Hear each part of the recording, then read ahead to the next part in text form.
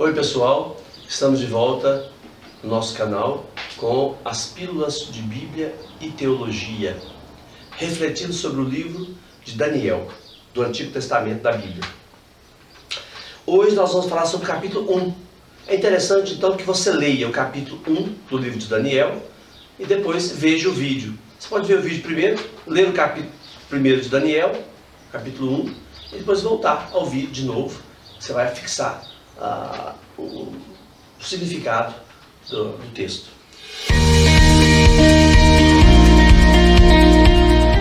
Daniel e seus amigos na corte da Babilônia. Daniel capítulo 1. Então o livro de Daniel é composto por dois gêneros literários. O que é gênero literário? É um modo de transmitir uma mensagem. Por exemplo, poesia é um gênero literário, crônica é um gênero literário, que é uma história verdadeira. Lenda é um gênero literário, Apocalipse é um gênero literário, Evangelho é um gênero literário. Então Daniel está composto de dois gêneros literários. O gênero a gente chama de agádico e o gênero apocalíptico.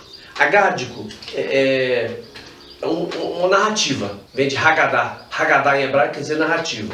E o gênero apocalíptico. Então tem algumas narrativas e tem mais apocalíptica. Daniel capítulo 1 até o capítulo 6 e o capítulo 13 e o capítulo 14 pertencem ao gênero agádico. São narrativas. São composições assim, livres, que transmitem uma lição moral, não tem nenhuma base histórica acontecida de verdade. Como se fosse uma lenda, né? São composições que têm mais fundo moral do que fundo histórico. Não podemos dizer que o de Daniel, desse relato, é um personagem histórico. Um homem que existiu, um profeta que existiu. Não podemos dizer isso. Não é um relato histórico. Por isso, tem alguns erros históricos, inconsistências históricas, né? Não é exatamente erro, é inconsistência histórica. Fala de um rei que não foi daquele império, não foi daquele país. Então, algumas inconsistências. Já Daniel 7 a 12, eu falei de 1 a 6 e 13 a 14. É o gênero agádico. Já Daniel, do capítulo 7 até o capítulo 12, pertence ao gênero apocalíptico. Quer dizer, revelações misteriosas sobre a história, sobre o reino messiânico de Deus, o reino de Deus, através de visões fantásticas, fantasiosas, transmitidas geralmente por anjos. São narrativas, essas apocalípticas, que usam um personagem famoso do passado e que podem ser consideradas profecias, por causa do passado desse personagem. O livro de Daniel foi escrito por diversas mãos, diversos autores, em diferentes épocas históricas, em diferentes línguas, hebraico, aramaico, grego. Por exemplo, Daniel, capítulo 1, versículo 1, até o capítulo 2, versículo 4, e Daniel, capítulo de 8 a 12, foram escritos em hebraico. Daniel, capítulo 2, versículo de 4b, até o capítulo 7, versículo 28, em aramaico. E Daniel 3, 24 a 90. Daniel 13 a 14. Daniel capítulo 3, versículo 24 a 90.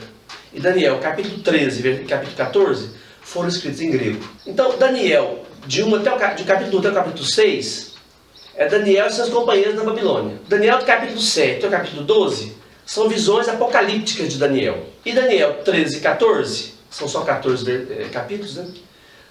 O 13 e o 14 são deuterocanônicos. A história de Susana. O original provavelmente existiu em hebraico ou aramaico, mas o que nós temos na nossa Bíblia, o original é grego. Foi escrito em grego. Tanto que não tem na Bíblia evangélica. Como é que se distingue a Bíblia evangélica da Bíblia católica? Vai no livro de Daniel. Se o livro de Daniel tiver só 12 capítulos, é Bíblia evangélica, protestante. Se o livro de Daniel tiver 14 capítulos, é Bíblia católica, edição católica. Porque na edição católica tem o grego. Na Bíblia hebraica não tinha o grego, né? Na edição católica tem o grego. Daniel 1, capítulo 1.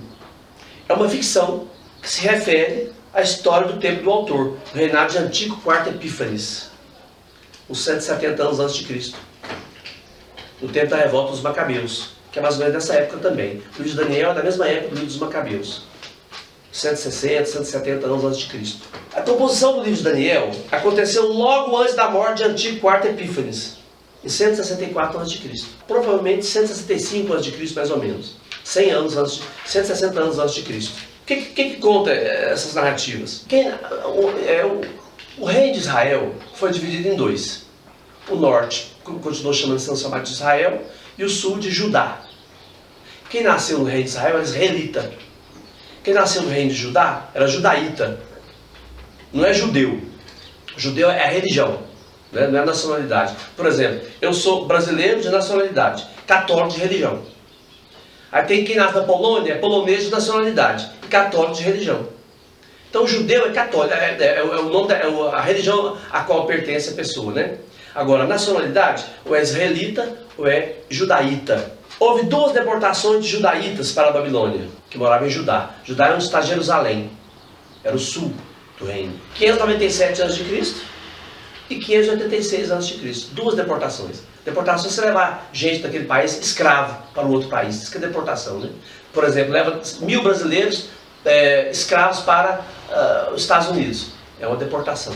Começa então a era imperialista. Ela vai do exílio da Babilônia até essa dominação do rei Antíoco IV Epífanes, né? Que aqui, no contexto de Daniel, é chamado de Nabucodonosor.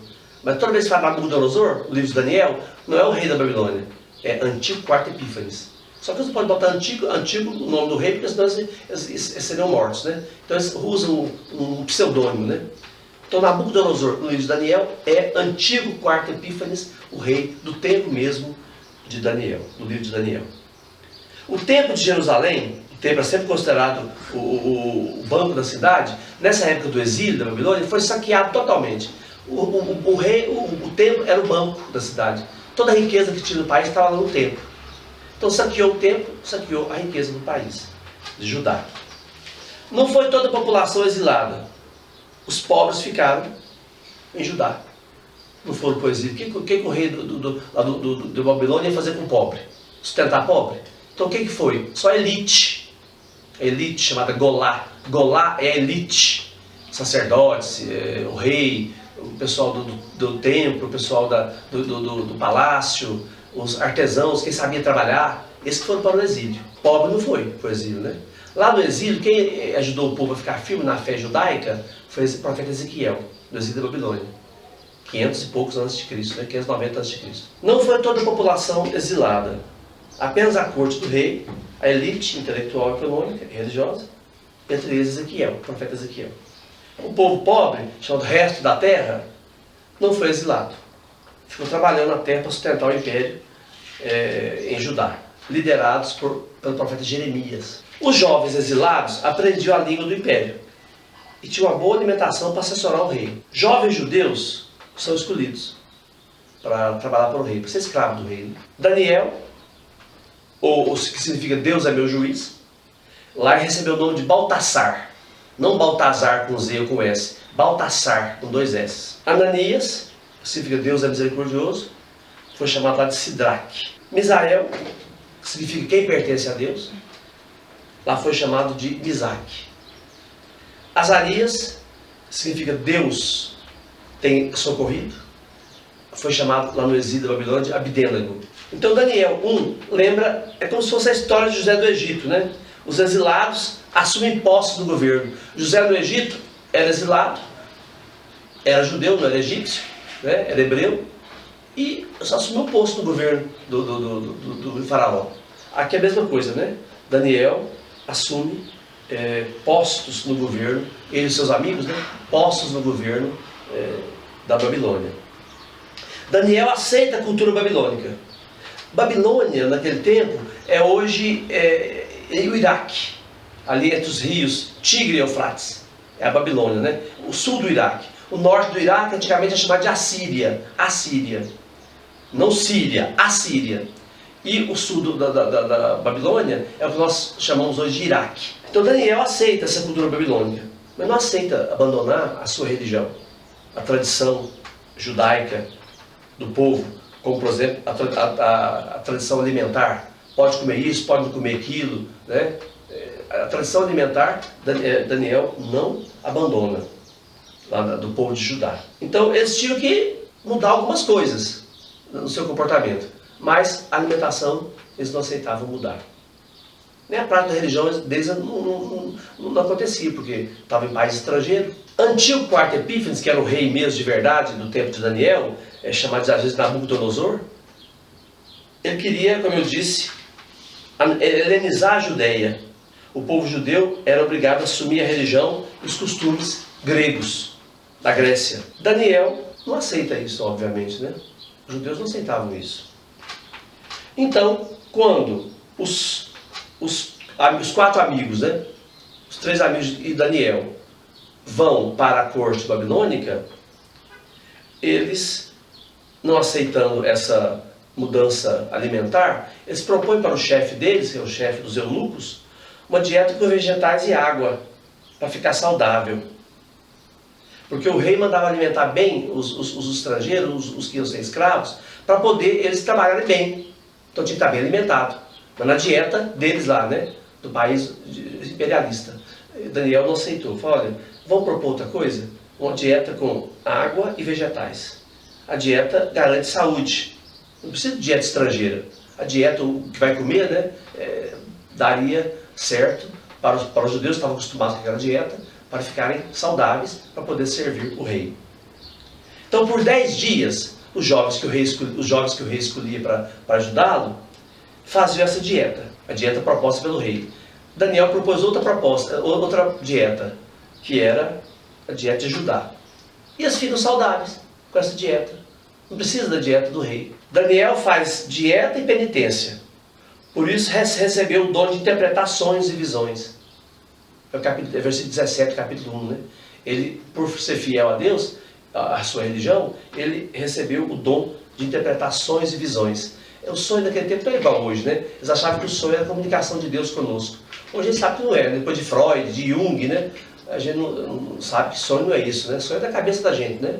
Mas antigamente na Bíblia eles achavam que o sonho era uma visão, era um aviso de Deus, uma comunicação de Deus com as pessoas. Esse era o papel do sonho. Em Israel, sabedoria não era erudição, saber demais, ter muito conhecimento. Sabedoria significava discernimento espiritual para Israel.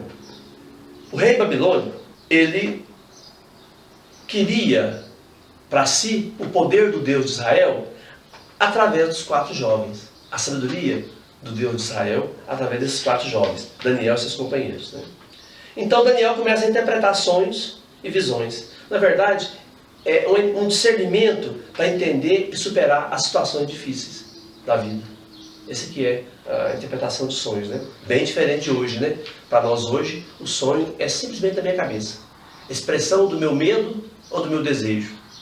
E todos os personagens do meu sonho são eu mesmo. Travestido, vestido de outra pessoa, né?